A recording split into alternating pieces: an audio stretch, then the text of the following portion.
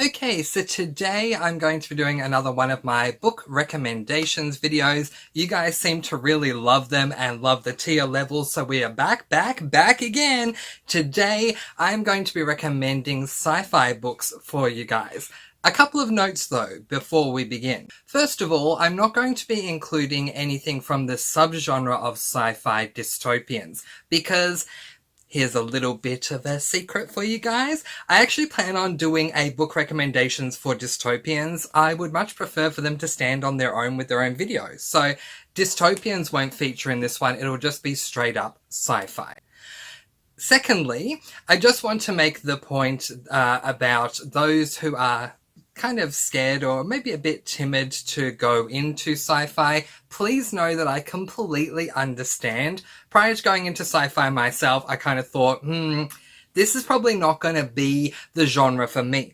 But let me give you a little bit of advice that I have garnered through reading sci-fi books myself. And that is, if you love fantasy books, then you might love certain sci-fis as well. Not all of them, but some sci-fi books that I've come across can easily be mistaken for fantasy type books. So if you're a fan of fantasy and you haven't picked up a sci-fi, maybe one of these recommended books will help you. And my final note before we get underway is the tier levels themselves. For those of you who have not seen a book recommendations video done by me before, I split my recommendations up into 4 tier levels. The tier levels for this video are going to be different to the ones you've seen in the past. Tier 1 is the initiates level.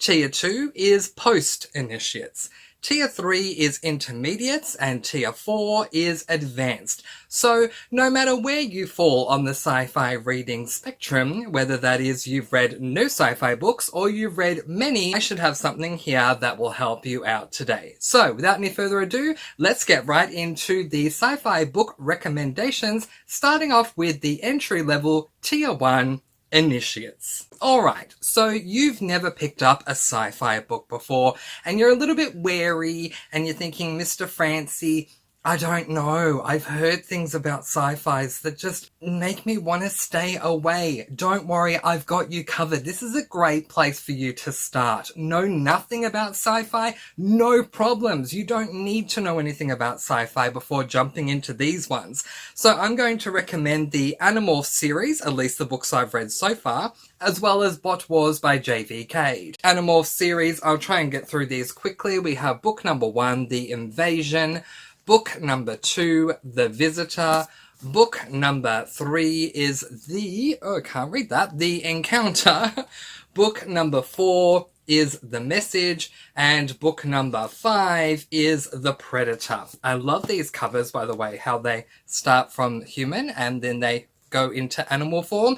That is because the premise of this series revolves around a group of children who have been given a magical ability. It's a sci-fi, see what I mean? If you love fantasy, there's a magical ability in this world where these children can morph into animals. The reason they were given this ability is because an alien race, known as the Yeerks, are trying to take over the human race. So an alien form, known as an Andalite prince by the name of Alfangor, has given these children this magical ability to morph into animals to assist them in the fight against the Yeerks. I have read the first 5 books so far in this series, and I plan to continue on. If you're looking for a short sci-fi read as your entry point, you can't go past these. These are incredibly short. They're all novellas. Bot Wars by J.V. Cade. I am going to read book 2 as soon as I remember to order it. I read this book in March last year, when I set the goal for myself to branch out and read different genres. This is the first sci-fi book that I ever read, and again, like with Animorphs, this is a middle grade sci-fi. Because it's middle grade, again, there's a lot of hand-holding, which is fantastic. You don't need to know a lot about sci-fi before going into this book. So the basic premise of this book is that we're following a boy whose nickname that he has coined for himself is Trout. Trout lives with his brother. His mother has died, and his father has gone missing, so he wants to set out to find his father. Things happen along the way in a world that is run by robots. It is a fantastic read. I had so much fun with this book, and I don't see it talked about anywhere near enough on booktube. I highly recommend this, whether you have read a lot of sci-fi or not. I think that Bot Wars is just a great way to go. J.V. Cade is an amazing author, and as I said, I plan to pick up book 2 as soon as I can.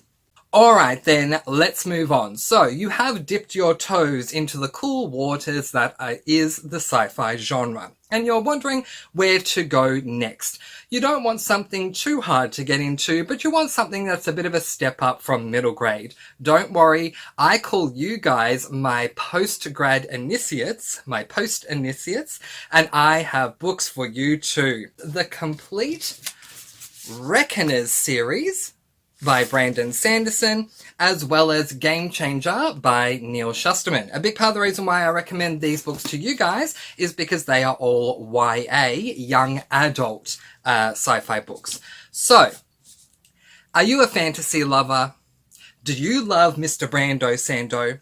Did you know that he wrote sci-fi?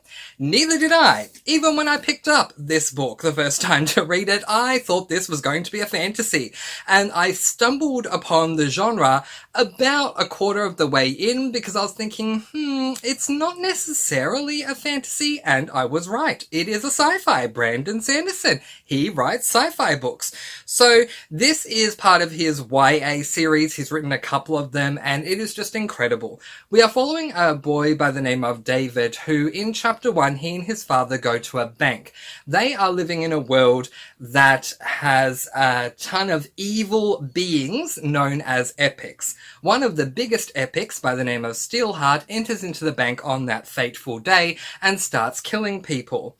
Our protagonist's father, David's father, ends up taking out a gun and shooting this epic. Interesting fact, the epic is said to be immortal.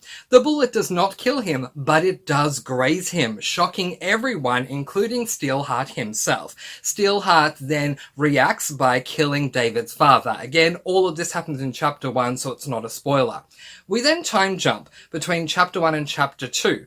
During that time between chapter 1 and chapter 2, David has studied up on epics like nothing else. Of course he has. He wants revenge. And then he just so happens to come across a group of bandits, really, known as the Reckoners, whose job, their mission, I guess, is to destroy all of the Reckoners. So they take David under their wing, and with all the information he has, he becomes a very valuable member to them. And we spend not only Steelheart, but also Book 2 Firefight and Book 3 Calamity, and there are novellas in between that I have not read yet, so I can't comment on them.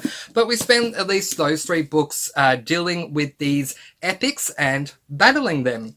And it's fantastic. If you love Brando Sando, or if you start reading these books and you end up loving them, good news. Brando Sando has started a second era of the Reckoners series, Game Changer by Neil Shusterman, or Shusterman, depending upon how you pronounce it yourself. So in this book, we're following a boy by the name of Ash, who is playing football, and one day during his game, he is knocked out. Not only is he knocked out and does he become unconscious, but simultaneously he is knocked into an alternate reality. Ash ends up visiting many different multiple realities along the way throughout this book, making for an incredibly fun read. Really, you guys, the only sci-fi aspect of this book is that we are going into alternate realities. To me, that sounds more like a fantasy. If that's up your alley, I'm sure you will love it. I was entertained from start to end. I highly recommend. Let's now move on to my dear intermediates. So you've read a number of sci-fi books here and there, and you've thought, they're okay, but you'd like to take a step up. Well, no problems at all. This is where things start getting a little bit more difficult. Being intermediates is kind of like middle of the road with difficulty. The reason why we have this tier is because this is where we start getting sci-fi terminology appearing in books. And this is what makes sci-fis a little bit tougher to read or comprehend, especially the first time you're reading a tougher sci-fi that is littered with terminology. They are not advanced books, but they're a good start for you if you want to start building up your sci-fi vocabulary. So I'm going to recommend a couple of different books, starting off with the Skyward series. I have the first 2 books. The third book I think has come out, and I'm getting it at some point soon. I'm also updating these editions. I have Skyward on the way. It has been on the way for about a month now. It's been held up because of COVID, but I'll let that go. I'm also going to recommend All Systems Red by Martha Wells and Cinder by Marissa Meyer. I wasn't necessarily a fan of these 2 books, but I still think that they're books that I should recommend because a lot of people out there do love them. So me not liking them should not keep them off the list. So let's talk about Cinder first. This is a YA sci-fi that follows Cinder, who is mainly mechanical. As you can see here, she's got mechanical parts and pieces within her, so she is kind of like part robot, part human, I guess.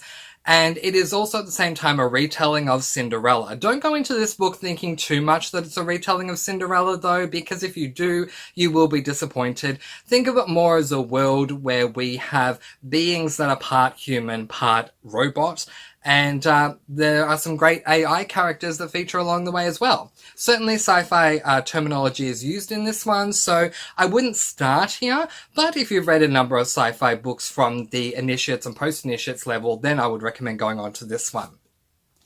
All Systems Red by Martha Wells is a novella that you read before going into the predominant series. I was not a fan of this book, so I did not continue on with the series. The premise I was told of this book is that we're following a robot who wants to watch soap operas all day and doesn't want to do anything else. While that is technically true, I don't think that that is an adequate enough of a premise. So the actual premise that I'm going to give you guys is that we're following a robot whose mission it is to go out and kill humans. His name is Murderbot, quite adequately. And while he does prefer to watch soap operas, most of the time is not spent with him watching soap operas. Most of the time is spent with him trying to go out and kill these humans that he doesn't necessarily want to kill. There is a ton of sci-fi terminology that comes up in this book, but the reason why I'm placing it in intermediates is because it is incredibly short. If books have the name Brando Sando on them, of course I'm going to recommend them to you. This is the first 2 books in the Skyward series, written by Brandon Sanderson. It is his second YA series. So we have Skyward and Starsight. We open up with a girl whose name is Spencer, who is flying in a spaceship with her father. Her father's job is to fly around in this spaceship and try and kill an alien race known as the Krell that is trying to invade Spencer and her father's universe. Her father dies within the first chapter, and Spencer wants to have the job that he had, so she tries to go about doing everything she needs to get to where he was and to be able to have his job. Unfortunately, a lot of people in Spencer's world don't like her father. They label him as a coward, and Spencer is treated incredibly poorly because of that. This series, in fact, is not only good because it's a good sci-fi series, but it's a good series also at the same time because it is a series that follows a headstrong, courageous girl who is treated terribly, who will fight every single obstacle that she comes up against. But alright, advanced sci-fi readers, I hear you. You've read a number of sci-fi books and you want something that is going to be more difficult to read. Well, allow me to get you to feast your eyes on the following books. The Calculating Stars by Mary Robinette Kowal, 1984 by George Orwell, and Dark Matter by Blake Crouch. A big part of the reason why this is marketed as an adult sci-fi is because our protagonist is an adult. Our protagonist ends up going into a situation that reminds me very much of those Cube movies. If you've seen the Cubed series about the people stuck in the cube, then it kind of reminds me of that. So we're following a guy, I have to check again, his name is Jason Desson, it's been a while. We're following a guy by the name of Jason Desson who in chapter 1 has quite an interesting night. The following day he goes home to find out that everything has changed. His house has been redecorated, his wife and his child are nowhere to be seen, and what's this? The voice message on his answering machine is his voice, but it's not the message he left. What the heck is going on here? The Calculating Stars by Mary Mary Robinette Cowell. We are following Elma and her husband. So in chapter 1, they are off in a spaceship doing something, and thank goodness they are, because while they're off in this spaceship, a meteorite hits the city where they live and everyone dies. So they basically have to flee their city and start all over again. Meanwhile, both Elma and her husband work at an astronaut at NASA, and in this book, because it is kind of part sci-fi, part historical fiction, it's set in a time where NASA doesn't want to have any female pilots, and so it is very anti-feminism.